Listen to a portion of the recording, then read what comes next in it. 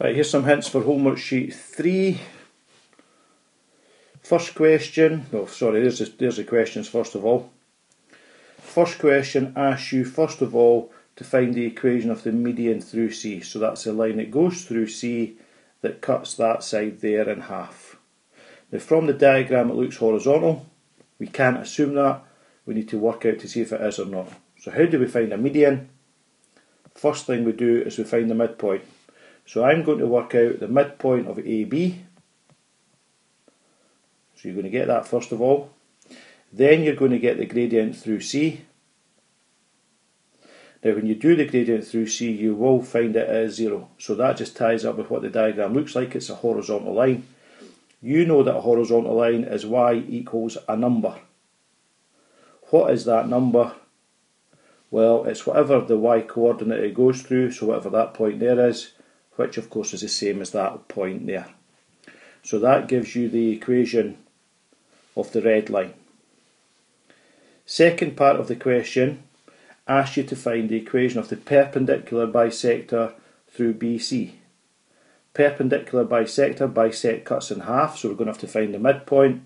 Perpendicular means it's at right angles.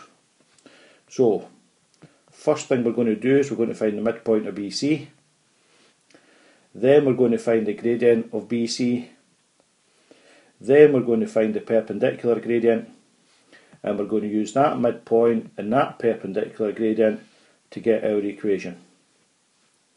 Once we've got this equation, if we do simultaneous equations with a red line from the first question, that is going to tell us the point of intersection between the two lines.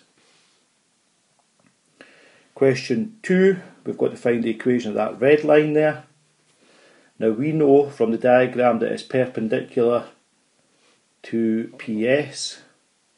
So that means we're going to work out the gradient of PS first of all. Then we're going to find the perpendicular gradient. Then we're going to use point S and the perpendicular gradient to get the equation of that red line. Second part of the question is find the coordinates of Q, find the coordinates of R. Well, Q lies on the x-axis. And any point that lies on the x-axis has the y-coordinate equal to 0. So if you substitute that y equals 0 into your equation you've just found, that'll tell you the coordinates of Q, something 0. How are you going to find R? Well, if we step out from P to S, so how many along, how many up, and do the same thing from Q, that's going to tell us what the coordinates of R are. Question 3, we know from the question that the trim of 20%, so 80% is going to be left of the height, and we know it grows another 0.5 metres. So our recurrence relation is the height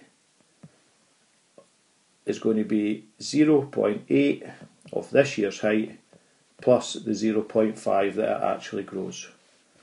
There's your recurrence relation. What's the limit? Use the limit formula to tell you the height the plants or the trees reach. Part 2 of the question, this is turning the first one on its head and doing it backwards basically, because the question says the limit is to be 2 metres. So in other words, the limit formula has to equal 2. So 2 for the limit. M we know from the starting value, that's how much it goes, sorry, let me start that again. Did that wrong, my mistake. The formula is C over 1 minus M. Right, let's go back to the previous question as well. Of course you'll have noticed this, I've got that the wrong way around. The limit formula is C over 1 minus M. So, back to the second part again. We know the C is to be 0.5, so 2 equals 0.5 over 1 minus M.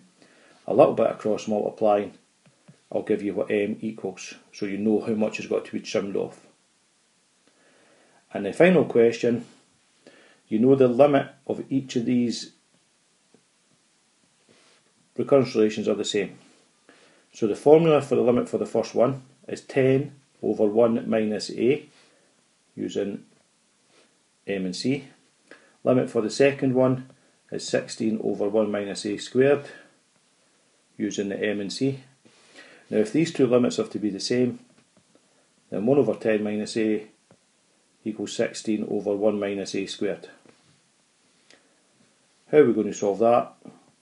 Do a bit of cross multiplying, put it equal to 0, factorise, and you'll get two answers for a. One which is possible, one which is impossible. And that's it.